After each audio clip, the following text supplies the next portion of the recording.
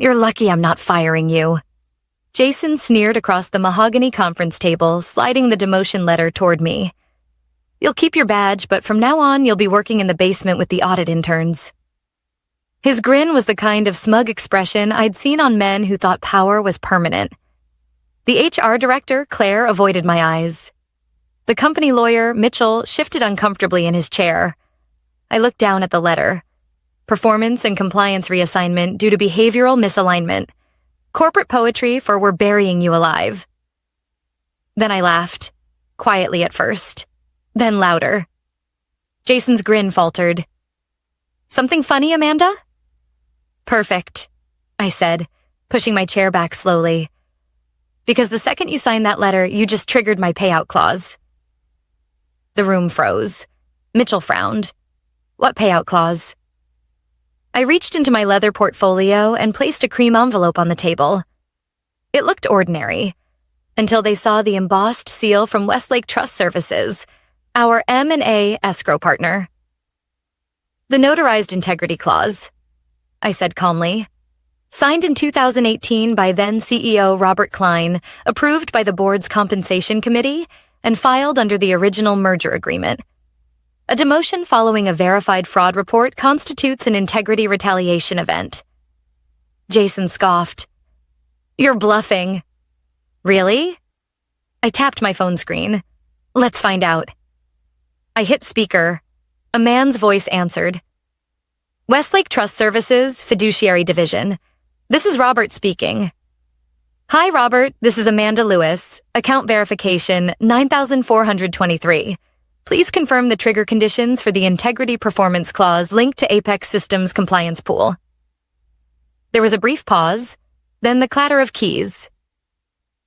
One moment. Yes, I see the account. The trigger event was verified this morning. Upon confirmation of adverse employment action, a payout of $120 million will be released from the Compliance Incentive Pool. Jason's face drained of color. Wait, what? That's not possible, Mitchell stammered. Please confirm, I said. Under Section 7.3, an employee demoted or terminated in retaliation for reporting regulatory fraud exceeding $10 million qualifies as a constructive termination event. The escrow funds are outside company control. The release is automatic silence. You could hear the hum of the fluorescent lights. Then Jason exploded. Cancel that transaction immediately. I'm sorry, sir, the banker replied. These are irrevocable instructions signed 5 years ago. The funds will transfer within 1 business day. I ended the call and leaned back. You were saying, Jason? His lips moved, but no sound came out. Claire's pen fell from her hand. Mitchell looked like he wanted to melt into the carpet. I didn't gloat. Not yet. I just folded my hands. You really should have read the merger documents before trying to humiliate me. I'm Amanda Lewis, 41 years old, senior compliance analyst at Apex Systems, or at least I was until 10 minutes ago. When I joined the company back in 2017, Apex was merging with an aerospace firm twice its size. Everyone was scrambling, legal, finance, HR. That chaos was my playground. See, before Apex, I spent 8 years at a defense contractor's audit division. My job was to detect procurement fraud, shell vendors, and insider kickback schemes. The first thing they teach you in that world is prepare for betrayal. The second thing is protect yourself in writing. So, when I joined Apex during the merger, I negotiated a clause. If I ever filed a verified integrity report exposing major financial violations and the company retaliated against me instead of investigating, I'd receive a payout from the compliance reserve pool. That pool was worth $120 million, money set aside to cover penalties from potential fraud exposure. I didn't think I'd ever need it, until 3 months ago. It started small, a few odd invoices tied to vendor optimization consulting. But the amounts didn't make sense. $840,000 per month to a Delaware LLC with no employees. The authorizations? Always signed by our CFO, Patricia Hale. I'd seen that pattern before. Fake vendors, shell companies, falsified cost centers. The kind of scheme that drains millions right under everyone's nose. So I did my job. I followed the paper trail. Over 8 weeks, I uncovered $47.6 million in fraudulent payments routed through 3 ghost vendors. Patricia had built her own golden pipeline. I submitted a detailed integrity report, 62 pages with financial flowcharts and verified bank statements. I expected an internal audit, maybe even quiet gratitude. Instead, Jason, her right-hand man, called me into his office 2 days later. "Amanda, you've been disruptive," he said. "You're not a team player.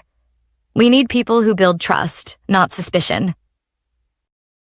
I'd been through enough corporate battles to recognize what was coming. The silent treatment from colleagues, the calendar invitations disappearing, the locked database folders, HR calling performance check-ins, classic retaliation choreography.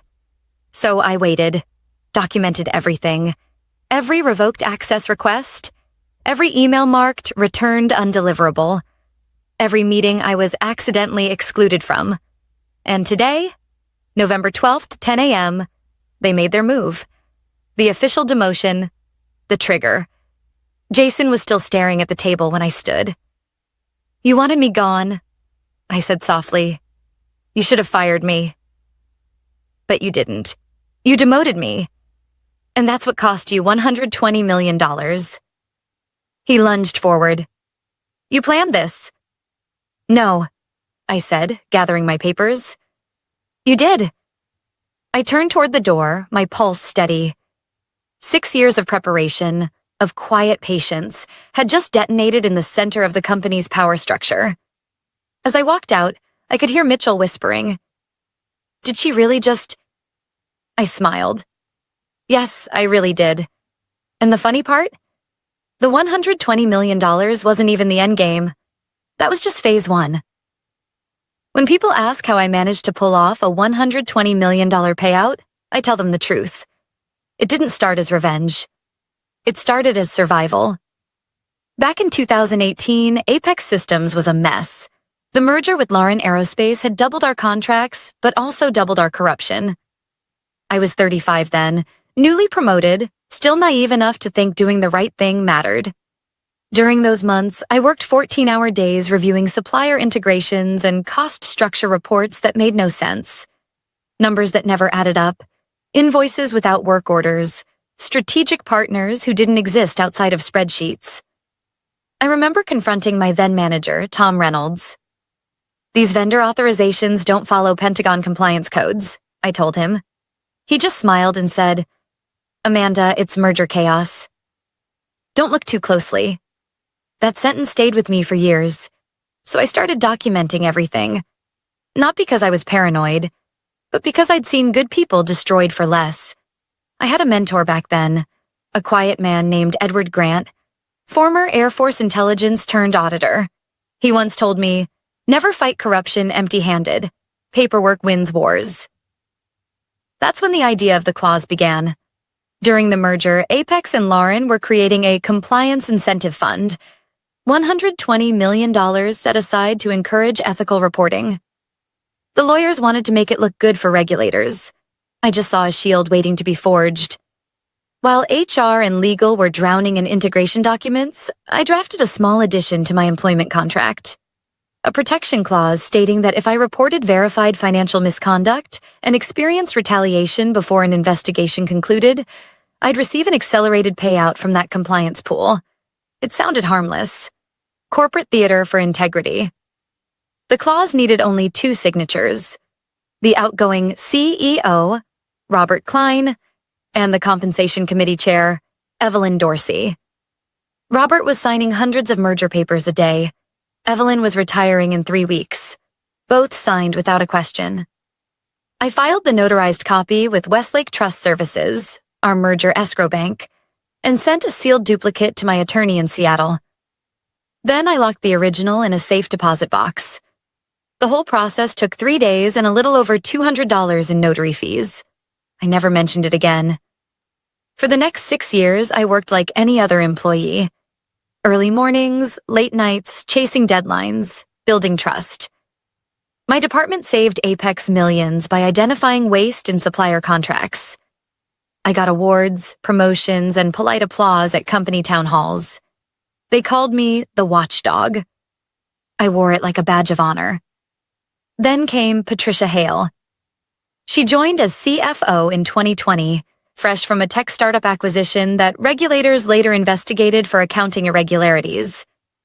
Jason arrived with her so-called operations specialist, though everyone knew he was her enforcer.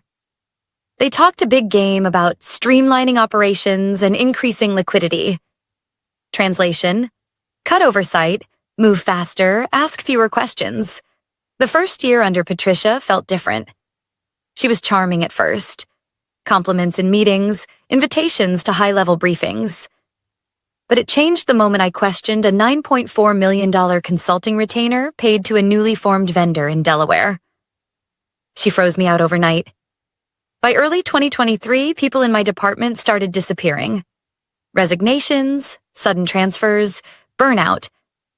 And yet, the vendor list kept growing. That's when my instincts, honed by years of compliance work, started screaming. I began my investigation quietly, after hours, using mirrored backups of the finance system. The deeper I looked, the uglier it became. 3 shell companies, identical invoice templates. Payment authorizations signed within minutes of submission, always by Patricia. She'd built a hidden siphon. When I reported it to the Internal Audit Committee in September, I thought Apex would do the right thing. Instead, I was escorted out of my own office, pending a compliance review. They tried to isolate me. Calls unanswered. System access suspended. HR performance evaluations appearing in my inbox like clockwork. That's when I knew it was time. I drafted the integrity escalation letter. Simple, factual, and devastating. Attached every document, email, and transaction trace. I mailed it certified to Westlake Trust Services, copied my attorney, and submitted the internal report. I even recorded a short video on my phone, time-stamped, explaining the retaliation sequence just in case something happened to me. When Jason called me into that conference room 2 weeks later, I already knew the outcome. I'd prepared for that exact moment since 2018. What they thought was humiliation was, legally, a trigger condition. The irony? The clause they ignored wasn't even hidden. It had been part of my digital HR file for 6 years. No one ever bothered to read it. After the meeting ended, I walked straight to the parking lot. The November air bit at my face, but I felt strangely calm. I sat in my car, exhaled, and whispered, "It's done." My phone buzzed, an email from Westlake confirming verification under review. I stared at it for a long minute. Part of me still couldn't believe it was real. But it was. I had followed every protocol, filed every report, and documented every act of retaliation. They had walked straight into the trap, one I'd built patiently, ethically, and completely within the law. Edward's voice echoed in my memory. Paperwork wins wars. This wasn't just a win. It was justice. Signed, sealed, and escrowed. I turned the key in the ignition and drove away, my heart steady for the first time in months. I didn't know what would happen next, but one thing was certain. Apex Systems had just declared war on the wrong person, and I was ready for every move they'd make. By the next morning, the silence was deafening. No congratulatory emails, no angry calls, just quiet. That's how corporations respond when they're cornered. Pretend nothing's happening. Hope it blows over. But I'd been through this before. When people are desperate, they get sloppy. At 8:43 a.m., I received a system notification. Access to Apex Compliance Network temporarily suspended due to administrative updates. There it was. The first official retaliation, neatly time-stamped for my records. By 10:15, my name was removed from the executive email group. At 11 o'clock, my office badge failed at the elevator, and security told me my clearance level was being reviewed. I smiled. Each of those acts, every digital door closed behind me, was one more nail in their own coffin. Still, I couldn't let my guard down. Apex had a reputation for playing dirty. I knew they'd try to discredit me, maybe even intimidate me into signing a resignation agreement. So I did what the Army veterans I used to work with called prepping the perimeter. I went home early that day and backed up everything. Emails, system logs, message threads, audit files, all encrypted and uploaded to an independent server my attorney controlled. I made 3 copies, one for him, one for my sister in Chicago, and one locked in a hard drive at a storage unit under my maiden name. You don't survive in compliance work by being careless. That night, I barely slept. I replayed the meeting in my head. The look on Jason's face when Westlake confirmed the payout. The disbelief. The fear. But beneath that, there was something else. Anger. He wasn't just worried about the money, he was scared of what I knew. The next morning proved me right. At 7:12 a.m., my phone rang. Unknown number. When I picked up, a woman's voice said, "Amanda? This is Special Agent Karen Moss, FBI Financial Crimes Division. Do you have a moment?" The words froze me for a second. "Of course," I said.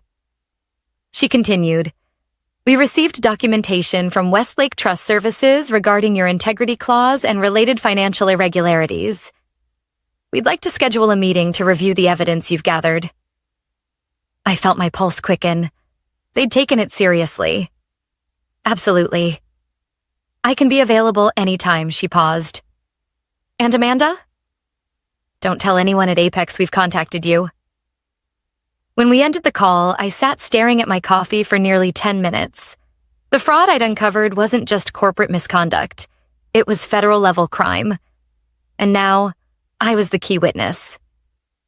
By Friday, the company shifted from silence to full-scale containment. Jason called me into HR again. He'd dropped the fake politeness this time. "Amanda, you need to return all company property immediately. Laptops, keycards, files, everything." I placed them neatly on the table. "All here," I said. "You might want to check your legal department before deleting anything. Some of those systems are under federal review." He blinked. "Federal review?" "I assume you've spoken to your lawyer?" I said, keeping my tone even. He didn't answer. Instead, Claire, the HR director, handed me a new paper.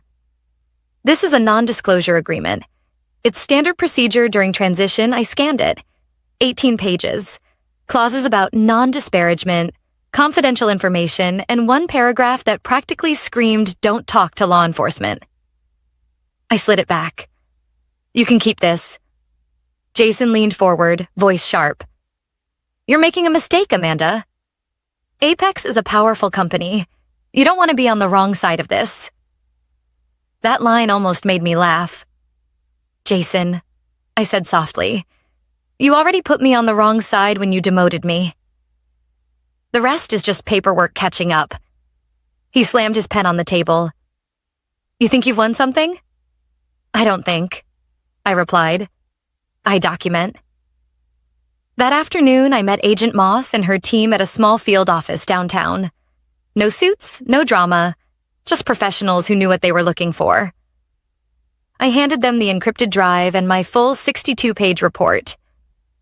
Moss read the executive summary silently, her expression unreadable. Then she looked up. "You realize this connects to 2 other cases we've been building?" I raised an eyebrow. "Defense contracting?" She nodded. "Same structure. Fake vendors, Delaware registrations, rapid payouts, always signed off by the same CFOS moving between companies. Your report ties them together." For the first time, I felt the weight of what I'd stumbled into. This wasn't about Apex anymore. It was a network, a pattern. Patricia Hale was just one node in a much larger scheme. Moss continued, "We'll need your cooperation. There may be subpoenas, interviews, depositions. You'll have protection under federal whistleblower statutes." "I'm not afraid," I said, and I meant it.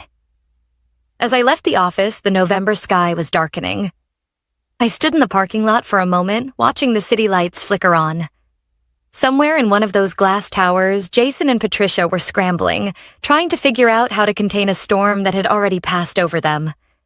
The payout clause might have hurt them financially, but what was coming next would destroy their entire operation. And me? I felt something I hadn't felt in years. Clarity. The kind you only get when you stop surviving and start fighting back. I wasn't just a compliance officer anymore. I was a witness, a trigger, and a storm they'd never seen coming. And the next phase was already in motion. The following Monday began like any other. Coffee, cold wind, and the sound of my phone buzzing nonstop. Except this time, the calls weren't from Apex. They were from reporters. The first voicemail was from a journalist at the Financial Tribune. Ms. Lewis, we're investigating allegations of procurement fraud at Apex Systems. We understand you filed the initial report. Would you be willing to comment? I froze. The FBI had promised confidentiality during the preliminary stage. If the media knew, it meant one thing. The investigation had gone public. I opened my laptop. There it was, front page news.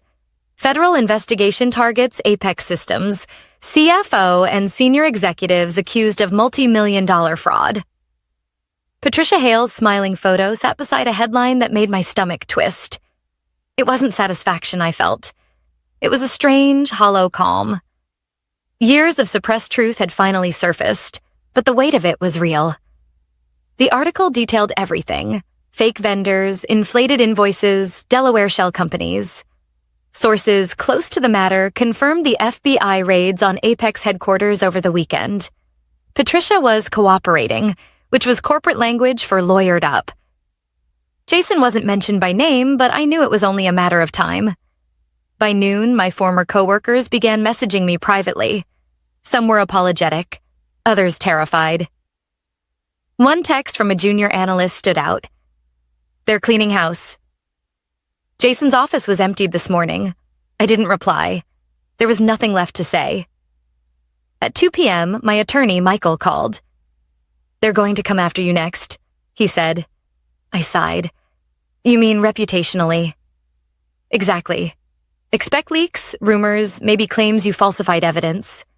Stay quiet. The FBI's case is strong, but Apex's legal team will try to muddy the water before indictments drop. He wasn't exaggerating. By evening, several blogs had published anonymous insider statements, suggesting my integrity report was motivated by personal grievances. They even dredged up my old divorce, claiming financial stress was my motive. It stung, but I'd expected it. Patricia's lawyers were experts in deflection. When cornered, people like her didn't fight the facts. They attacked the messenger. The next day, Agent Moss called. Don't engage with the press, she warned. We've obtained financial warrants. The Delaware bank accounts linked to Phantom Ridge and Lattice Consulting are frozen. Hale's passport has been flagged for flight risk. Any arrests yet? I asked. Soon, she said. We're finalizing the charges. Your documentation was airtight. That night, I sat on my balcony with a cup of tea, watching the city lights blur into the water. For the first time in years, I wasn't worrying about my job. I wasn't thinking about deadlines or compliance reports or who might stab me in the back next quarter.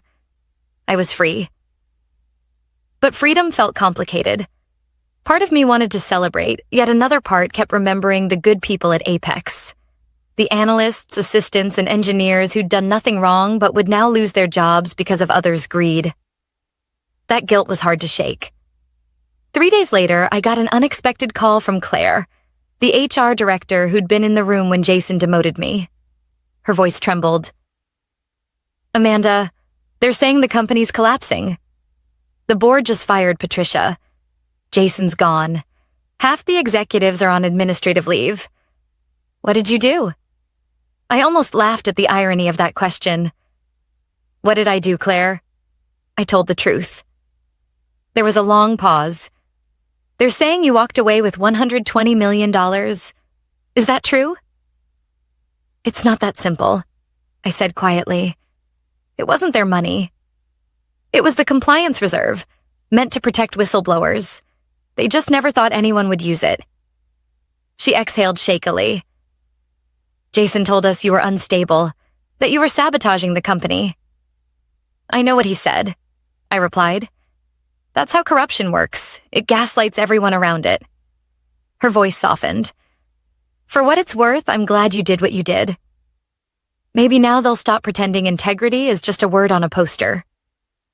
After we hung up, I stared at my reflection in the window for a long time. I didn't look like someone who'd just won. I looked exhausted, like someone who'd been carrying a secret for too long. The next morning, the news exploded again. Apex CFO arrested in federal fraud probe. Multiple executives charged. The images were surreal. Patricia in handcuffs, escorted from her gated mansion. Jason's mugshot splashed across every news site. I should have felt vindicated, but instead, there was a quiet sadness. I'd spent years fighting for honesty, and now that truth had finally prevailed, it didn't feel triumphant. It felt necessary. Later that afternoon, Agent Moss called with one final update. The board has settled with the SEC. Apex will pay $240 million in fines and restitution. They're also dissolving the Defense Contracts Division. You won't need to testify publicly. They're using your documentation as the foundation for the prosecution. I thanked her and ended the call. Then I walked to my desk, opened the top drawer, and pulled out the original envelope, the notarized clause that had started it all. The seal was still intact. 6 years ago, I'd written it to protect my job. Instead, it became the blueprint for something bigger, a system that finally punished the people who thought they were untouchable. I placed it back in the drawer and whispered, one more phase left. Because even though the fraud had been exposed, my story wasn't over. Now it was time to decide what came next, how to turn this chaos into something meaningful. And that choice, I realized, would define everything that followed. 6 months later, I still woke up at 6 a.m. every day. Old habits die hard, even after you've walked away with a payout that could last 3 lifetimes. But my mornings looked different now. No rush hour traffic, no inbox full of urgent flags, no fake smiles in glass boardrooms. Just quiet. I'd bought a small house on Bainbridge Island overlooking Puget Sound. Not a mansion, not a statement. Just peace. Sometimes I'd sit on the porch with coffee and watch the ferries drift by, thinking about how everything changed because of one signature on a document 6 years earlier. The $120 million transfer had gone through without a hitch. Westlake confirmed it, my attorney verified it, and Apex never got a cent back. They tried, of course, filed emergency motions in Delaware and Washington courts, but every ruling came down the same. The clause was valid, the conditions met, the payout legal. To the world, I was the woman who beat the system. To me, I was just someone who refused to stay silent. 2 months after the case broke, Agent Moss called again. We've wrapped up the broader investigation, she said. Patricia Hale pleaded guilty to wire fraud, tax evasion, and conspiracy. 22 years, no parole. Jason Cooper took a plea deal. 5 years and forfeiture of all assets. Apex settled with the government for $240 million. I remember sitting in my kitchen, staring out the window as she spoke. I didn't feel joy. I felt closure. The kind that's quiet, like exhaling after holding your breath for years. Then Moss added, the Bureau wants to debrief you for a case study. Your documentation process, your clause, set a new precedent for whistleblower protection in corporate environments. That surprised me. My clause, something I'd written in a moment of fear and foresight, had become a model for reform. So it worked, I said softly. It worked, she confirmed, because you planned it like a professional, not a victim. When we hung up, I thought about that word. Victim. I'd been called that by reporters, by lawyers, even by friends. But I never felt like one. I hadn't fought for revenge. I'd fought for accountability. By spring, I'd started something new, a consulting firm called Integrity First Solutions. It began small. Me, my laptop, and a rented office near the marina. I helped companies build internal fraud protections, real ones, not the empty HR buzzwords. Within months, demand exploded. CEOs, compliance teams, even government contractors reached out, asking me to review their systems. They didn't want another Apex. I hired 5 people, all former auditors or investigators burned by corporate politics. I told them the same thing during orientation. We don't just find fraud. We protect truth tellers, because every time someone stays silent, corruption grows stronger. One of my first clients was a defense contractor under new management after Apex's collapse. Their general counsel, an older man with kind eyes, shook my hand and said, "We read your case in the news. You made a lot of people rethink what integrity really means." That moment hit harder than any wire transfer. Of course, not everyone saw me as a hero. The business press loved their narrative. The whistleblower who cashed out. They made it sound like I'd orchestrated a corporate heist. Maybe that's what kept people watching. The idea that I'd beaten the rich at their own game. But the truth was simpler. I hadn't stolen anything. I'd just enforced a contract no one bothered to read. One night, I received an email from Claire, the former HR director. She'd resigned after the scandal and was now working at a small nonprofit. It read, "I used to think compliance was paperwork. Then I watched what happened to you. Thank you for proving that ethics can still mean something. You made me rethink what kind of leader I want to be." I reread her words 3 times. Then I smiled and finally deleted the last folder on my desktop labeled Apex. It felt like erasing a scar that had already healed. Life after Apex wasn't glamorous. It was honest. I spent my days helping others navigate the same systems that once tried to bury me. And in that work, I found something far more valuable than the payout. Purpose. One morning, I got a letter forwarded from my lawyer. It was from a woman in Texas, a mid-level accountant at a logistics firm. "Ms. Lewis," it said, "I watched your story. I found a fraud scheme at my company, and I was terrified to speak up. But after reading what you did, I documented everything and went to the board. They're investigating now. You gave me courage." That letter reminded me why I'd done it all. Because courage doesn't come from being fearless. It comes from being scared and doing it anyway. Sometimes I still think about that day in the conference room. The moment Jason signed my demotion letter, not realizing he detonated his own downfall. It's strange how something so small, a single signature, can alter so many lives. If I've learned anything, it's this. Integrity isn't a department or a slogan. It's a choice. One you make long before anyone's watching. People ask if I'd do it all again, knowing the stress, the loneliness, the public scrutiny. My answer is always the same. Yes, I tell them. Every single time. Because in the end, the best revenge isn't money or recognition. It's peace. The kind that comes when you know you did what was right, even when everyone told you not to. And that, more than any payout, is what I live with every morning when the sun hits the water and I whisper to myself, "Mission accomplished."